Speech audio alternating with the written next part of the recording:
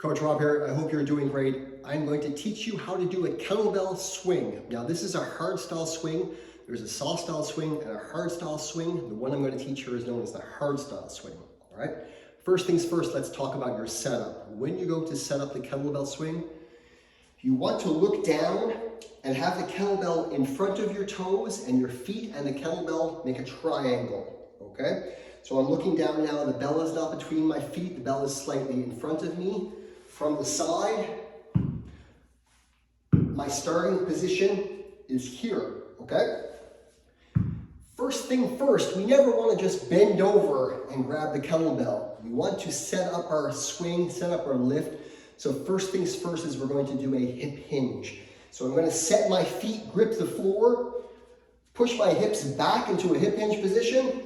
Now from here, I'm going to go one hand on the bell, two hands on the outside of the horn, and then I'm going to slightly tilt the bell, okay? So 1, 2, tilt. And as I tilt, I'm going to squeeze my lats and get my back tight, and I'm going to keep my spine in a neutral position, all right?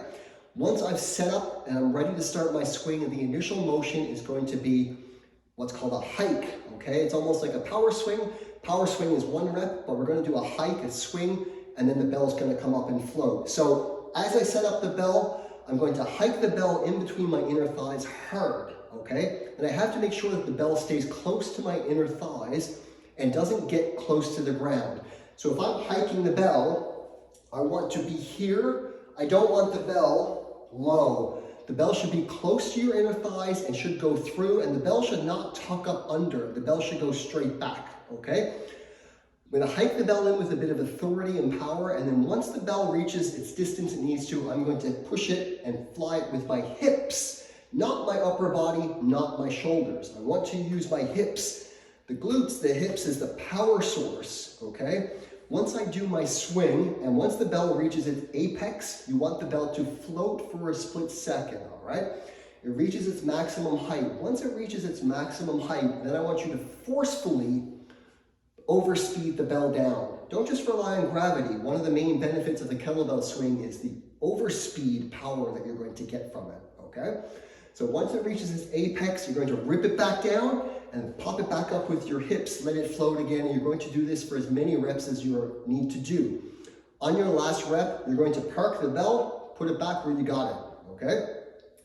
Next important factor for a proper kettlebell swing is breathing. So once I hike, okay, I'm going to breathe in, and I'm going to, as I explode up with my hips and I lock, I'm going to breathe out. As I breathe out, I breathe through the mouth, and my core at the top is a plank. From here, I'm bracing hard, and I exhale. As the bell starts to come down, I'm going to breathe in through my nose. Okay, and you're going to repeat that for every single rep. It's very important to breathe on a kettlebell swing. If you don't breathe, you're going to learn pretty quick that you need to breathe, all right? And like I said, the bell goes back to where it started. So I'm going to do a set of 5 reps now from the front, then I'll rotate the bell to the side, do another 5.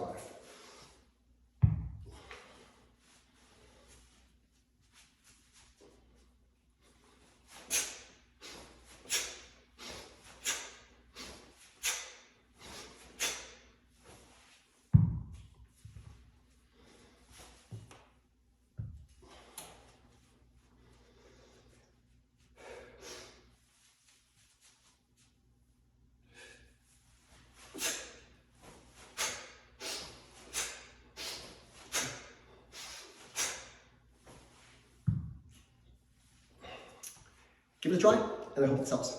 Cheers.